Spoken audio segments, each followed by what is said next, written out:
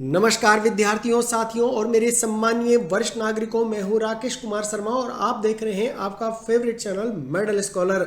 साथियों, बात करते हैं आज के बर्निंग टॉपिक की और बर्निंग टॉपिक है इजराइल और ईरान के बीच की लड़ाई। साथियों, इजराइल और ईरान के बीच जो कुछ भी हो रहा है उसका अपना एक इतिहास है और यही कारण है कि इस मुद्दे को आज मैं आपके बीच लेकर के आया हूं, जिससे आपकी समझ को बढ़ा सकूं, साथ ही इसके पीछे जो कारण है उनको भी समझा सकूं।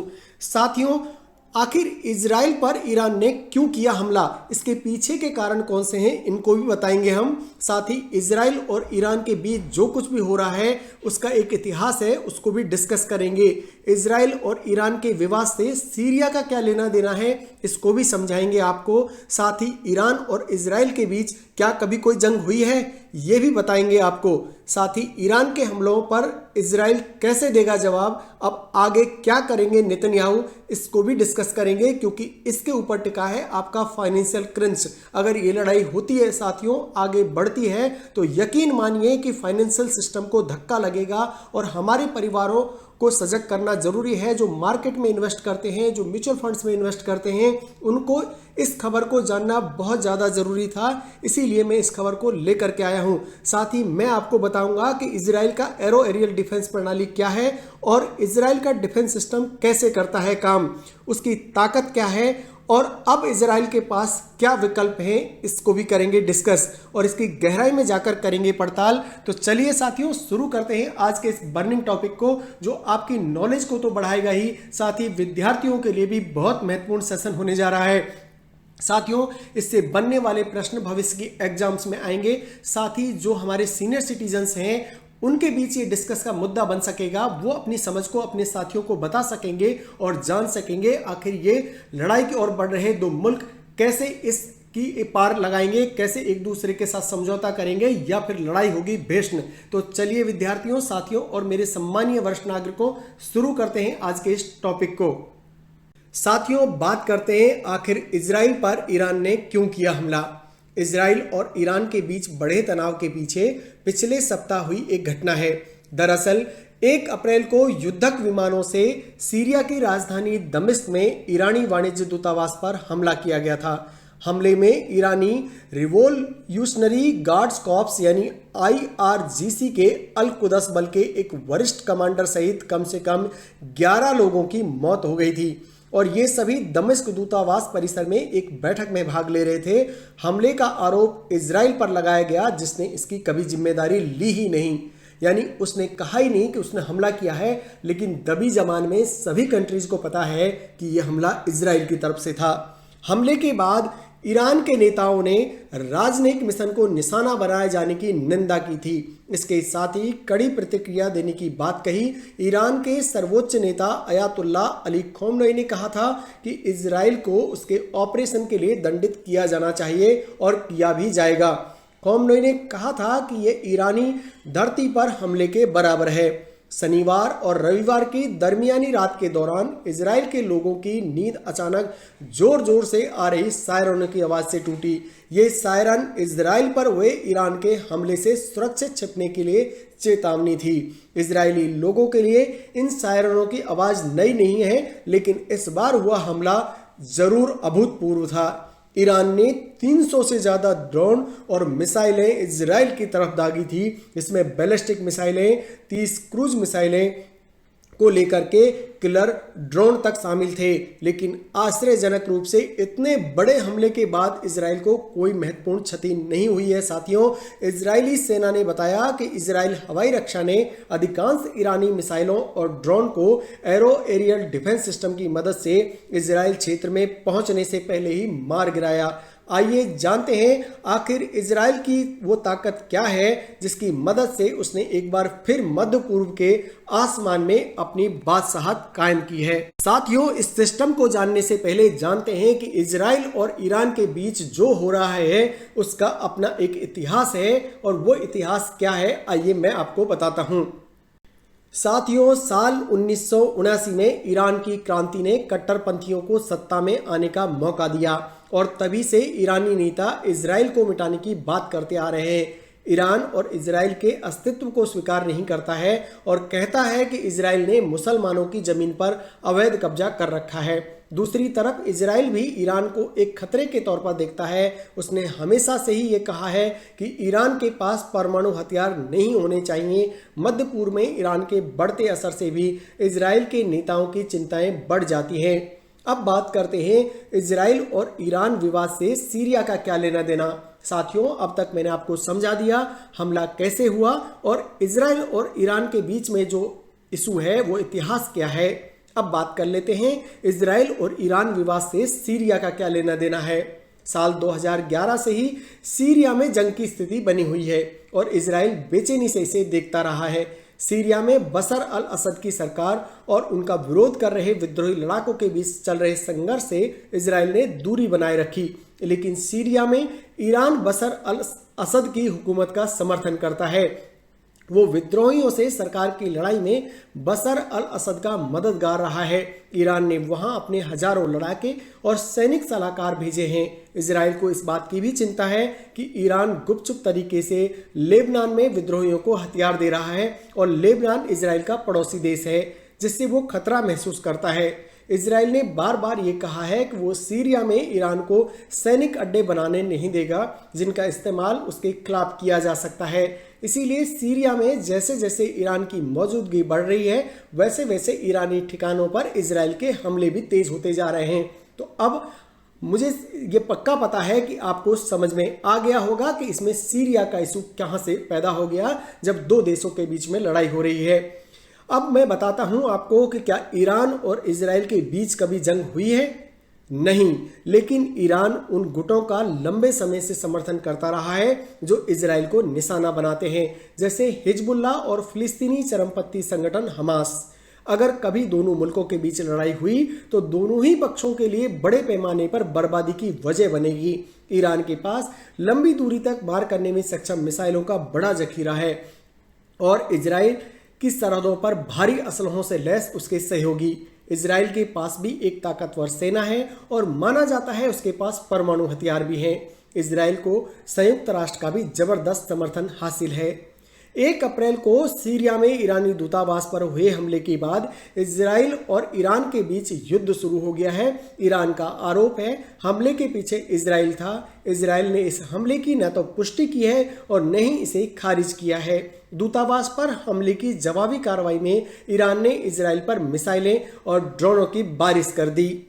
साथियों, अब बात करते हैं ईरान के हमलों का इजराइल कैसे देगा जवाब। अब आगे क्या करेंगे नेतन्याहू। साथियों, इजरायली सेना ने कहा है शनिवार और रविवार के दरमियानी रात को ईरान की तरफ से दागे गए 99% मिसाइलों और ड्रोन्स को निशाने पर पहुंचने से पहले ही मार दिया गया। ईरान ने कहा है 2 सप्ताह पहले सीरिया में उसके वाणिज्यिक दूतावास पर हुए जानलेवा हमलों के जवाब में उसने इजराइल पर हमला किया है। ईरान ने सीरिया में हुए हमले के लिए इजराइल को जिम्मेदार ठहराया था, लेकिन ये संघर्ष अब यहाँ से कौन सा मोड़ लेगा ये इस बात पर निर्भर करता है साथियों कि ईरान के हमले का इजराइल किस तरह देगा जवाब। इस इलाके में दूसरे देशों के साथ साथ दुनिया के और मुल्कों ने संयम बरतने की अपील की है। इनमें वे देश भी शामिल हैं जो ईरानी सत्ता को पसंद नहीं करते। ईरान फिलहाल उम्मीद के अनुरूप ही आगे बढ़ रहा है और उसका रुख है हिसाब किताब पूरा हुआ। ये इस मामले का अंत था। हम पर फिर हमला मत करना, नहीं तो हम इससे भी मजबूत हमला करने को बाध्य होंगे और ऐसा हमला जिसका आप मुकाबला नहीं कर पाएंगे। लेकिन इजराइल ने पहले ही साफ कर चुका है कि उसने इस हमले की कड़ी प्रतिक्रिया देने की कसम खाई है। इजरायली इतिहास में ईरान की सरकार को सबसे कट्टरपंथी सरकार कहा जाता है। पिछले साल 7 अक्टूबर को दक्षिणी इजराइल पर हुए हमास के हमले का इजराइल ने कड़ा जवाब दिया था। उसने गाजा पट्टी पर हमला किया और बीते 6 महीनों में वहां भीषण तबाही मचाई है। ईरान की तरफ से हुए सीधे हमले को इजराइल की वॉर कैबिनेट ऐसे ही छोड़ देगी ऐसा लगता नहीं है और मेडल स्कॉलर की टीम भी इसी नतीजे पर पहुंची है कि अपने परिवारों को सजग कर दे। भले ही बेहद सुनियोजित तरीके से चलाए गए इस हमले का जमीनी स्तर पर कम ही असर देखा गया, लेकिन इजराइल इसका जवाब देगा और ऐसा भीषण जवाब देगा कि ये जंग के रूप में तब्दील होना अब तय मानिए साथियों। साथियों, अब बात कर लेते हैं कि इजराइल के पास ऐसा क्या रामबाण है जिसने की पूरी मिसाइलों को हवा में ही मार गिराया। तो चलिए बात करते हैं एरो एरियल डिफेंस प्रणाली की, जो कि इजराइल के पास है। इजराइल की वायु रक्षा प्रणाली बहुत जटिल है और यह कई स्तरों में काम करती है। साथियों, इजराइल की एरोस्पेस इंडस्ट्रीज ने अमेरिकी मिसाइल रक्षा एजेंसी के साथ मिलकर तैयार किया है एरो एरियल डिफेंस प्रणाली को। 1980 के दशक के आखिरी वर्षों में इसके विकास पर काम शुरू हुआ था और 1990 के दशक में एरो 1 को कम से कम 7 परीक्षणों से गुजरना पड़ा और आगे चलकर एक हल्की मिसाइल के रूप में विकसित किया, जिसे एरो 2 नाम से जाना जाता है। इजराइल का डिफेंस सिस्टम कैसे करता है काम, आज मैं आपको बताता हूं। इजराइल का आयरन डोम डेविड स्लिंग और एरो डिफेंस सिस्टम से मिलकर एक बहुस्तरीय रक्षा प्रणाली तैयार करते हैं। आयरन डोम का नाम तो हम आए दिन सुनते ही रहते हैं, जिसने 2011 के बाद से अब तक हजारों रॉकेटों को मार गिराया है, लेकिन यह ड्रोन और छोटी दूरी के खतरों को रोकने के लिए कारागार है। और इसके बाद इजराइल के पास मध्यम से लंबी दूरी का इंटरसेप्टर भी है, जिसे डेविड स्लिंग का नाम दिया जाता है। इजराइल की वायु रक्षा प्रणाली में एरो 2 मिसाइलों को शामिल होने से इजराइल को हवाई क्षेत्र के ऊपरी हिस्से में छोटी और मध्यम दूरी की मिसाइलों को रोकने की क्षमता हासिल हो गई है। इसका उद्देश्य आने वाली मिसाइल को गिरने से पहले ही हवा में निष्क्रिय कर देना है। तो देखा साथियों, इजराइल किस तरह से अपनी फुल प्रूफ सुरक्षा किए हुए है। एरो डिफेंस की ताकत क्या है, आइए मैं बताता हूं आपको। एरो डिफेंस सिस्टम 2400 किलोमीटर की लंबी दूरी तक लक्ष्य पर पता लगा सकता है और एक साथ 14 लक्ष्यों को भेजने में सक्षम है। यानी आपके 14 जो मिसाइलें आएंगी उनको वो भेज सकता है, रोक सकता है। रडार 100 किलोमीटर की ऊंचाई पर लक्ष्य को निशाना बना सकता है। रडार लगातार इजराइल की तरफ आने वाले खतरों पर नजर रखता है और लक्ष्य का पता चलते ही उसके रास्ते, स्पीड और रियल टाइम की जानकारी कंट्रोल सेंटर में भेज दी जाती है। और अगर दुश्मन की मिसाइलों को शहरों और सैन्य प्रतिष्ठानों की तरफ बढ़ते हुए देखा जाता है तो सिस्टम से हमला लॉन्च कर दिया जाता है और लॉन्च के बाद मिसाइल 9 मैक की रफ्तार से लक्ष्य की ओर बढ़ती है और किसी वजह से यह लक्ष्य पर हमला करने में विफल होती है तो दुश्मन के हथियार के 40 मीटर के भीतर विस्फोट कर सकती है। तो देखा आपने, इजराइल कितनी बड़ी ताकत, कितनी बड़ी टेक्नोलॉजी को अपने साथ रखे हुए है साथियों। और यही कारण है कि वो अब ईरान पर पक्का सुनियोजित तरीके से हमला करेगा और इस हमले का बदला भी लेगा। अब बात करते हैं कि इजराइल के पास क्या क्या विकल्प हो सकते हैं, किस तरह का वो हमला करेगा ईरान के ऊपर। तो चलिए उसको भी डिस्कस कर लेते हैं। साथियों, इजराइल के पास विकल्प यही हो सकता है कि इजराइल इलाके में अपने पड़ोसियों की बात सुने और रणनीतिक संयम बरतते हुए आगे बढ़े। वो ईरान के हमले का जवाब देने की बजाय ईरान में प्रॉक्सी सहयोगियों यानी ईरान समर्थित हथियारबंद गुटों जैसे लेबनान में हिजबुल्लाह और सीरिया में उसके सप्लाई के ठिकानों पर हमले करना जारी रख सकता है और सालों से कर भी रहा है। यह भी हो सकता है कि इजराइल लंबी दूरी मिसाइलों का इस्तेमाल करते हुए इसी तरह के कई सुनियोजित हमले करे और इसमें ईरान के उन ठिकानों को निशाना बनाए जहां से ईरान ने शनिवार रात उस पर मिसाइल दागे थे। लेकिन ईरान इसे संघर्ष को आगे बढ़ाने की तरह देखेगा, क्योंकि ये पहली बार होगा जब इजराइल सीधे सीधे ईरान में उसके ठिकानों को निशाना बनाएगा, न कि इलाके के दूसरे देशों में मौजूद उसके प्रॉक्सी पर हमला करेगा। या इजराइल ईरान के शक्तिशाली रिवॉल्यूशनरी गार्ड कोर यानी IRGC के संबंधित ठिकानों, ट्रेनिंग कैंपों और कमांड कंट्रोल सेंटर्स को निशाना बनाते हुए एक एक करके उस अपने कदम को आगे बढ़ा सकता है। साथियों, ज्यादा संभावना है कि इजराइल इस बार सीधा हमला करेगा, क्योंकि इस बार उस पर सीधा अटैक ईरान ने किया है। हालांकि बाद वाले दोनों विकल्पों में जोखिम यह है कि ये ईरान को बदला लेने के लिए उकसा सकते हैं। यहाँ सबसे अहम सवाल ये भी है कि क्या इन सब में अमेरिका को भी घसीटा जाएगा। इससे क्षेत्र में ईरान और अमेरिकी सेना के बीच व्यापक पैमाने पर जंग शुरू होने का खतरा हो सकता है और इसीलिए ये खबर को मेडल स्कॉलर अपने परिवारों को आगाह करने के लिए आज लाया है। अमेरिका के पास खाड़ी के सभी 6 अरब देशों के साथ साथ सीरिया, इराक और जॉर्डन में सैन्य ठिकाने हैं। ये सभी ठिकाने अंतर्राष्ट्रीय प्रतिबंधों के बावजूद ईरान के बैलिस्टिक और अन्य मिसाइलों के जखीरे को निशाना बना सकते हैं, जिन्हें ईरान सालों से बना रहा है। अगर आने वाले वक्त में उस पर हमला होता है तो ईरान भी कुछ ऐसा कर सकता है जिसकी धमकी वह लंबे समय से देता आ रहा है। वह माइंस, ड्रोन्स और तेजी से हमला करने वाले क्राफ्ट के इस्तेमाल से रणनीतिक रूप से अहम हॉर्मुज स्ट्रेट को बंद करने की कोशिश कर सकता है। इससे दुनिया भर में कुल तेल आपूर्ति के करीब 1/4 हिस्से के अटकने की आशंका है और इसीलिए मेडल स्कॉलर इस खबर पर जोर दे रहा है, बार बार आपको समझा रहा है इसके गंभीर खतरे क्या हो सकते हैं उनको भी आगाह कर रहा है, जिससे कि आप सावधान हो सकें। ये एक बुरे सपने की तरह होगा जो अमेरिका और खाड़ी देशों को एक व्यापक युद्ध में घसीट सकता है। फिलहाल इस स्थिति से बचने के लिए कई देशों की सरकारें 24 घंटे सक्रिय हैं, जिसमें भारत सरकार भी है। साथियों, आज की ये खबर आपको कैसी लगी? आपके कमेंट का इंतजार मुझे रहेगा, क्योंकि ये पहली बार है जब मेडल स्कोरर किसी अंतर्राष्ट्रीय खबर का विश्लेषण आपके समक्ष कर रहा है। मुझे आशा ही नहीं विश्वास है आप इस आर्टिकल को बेहद पसंद करेंगे और इस वीडियो को अपने लाइक और कमेंट के माध्यम से आगे भी बढ़ाएंगे, व्हाट्सएप पर शेयर करेंगे, अन्य अपने दोस्तों के बीच इसे चर्चा करेंगे और इस मुद्दे की गहराई को जानेंगे भी। और जो आज पहली बार इस वीडियो के माध्यम से हमसे जुड़े हैं उनके लिए मैं बता दूं कि YouTube चैनल मेडल स्कॉलर को सब्सक्राइब करने के बहुत सारे फायदे हैं। आइए कुछ चुनिंदा फायदों की चर्चा कर लेते हैं।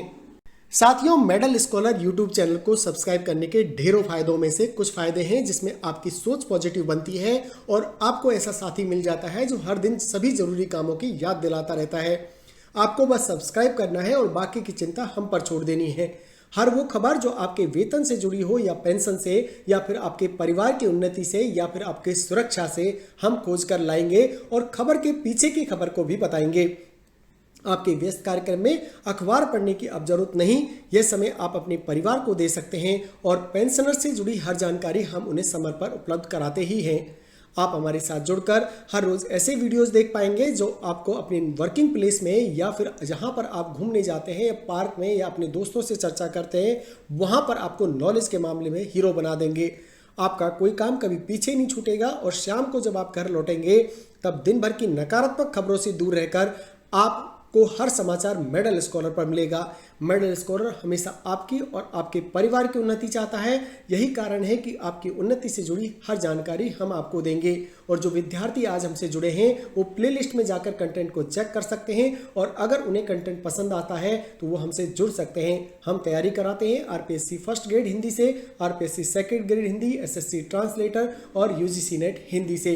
तो साथियों, देर किस बात की, जाइए प्लेलिस्ट को चेक करिए और एक बार अपनी अध्ययन को आगे की तरफ बढ़ाइए जिससे कि सरकारी नौकरी का आपका सपना पूरा हो सके। धन्यवाद साथियों आज का वीडियो देखने के लिए और मुझे आपकी कमेंट का बेसब्री से इंतजार रहेगा। लाइक जरूर करिएगा अगर आप पसंद करते हैं तो।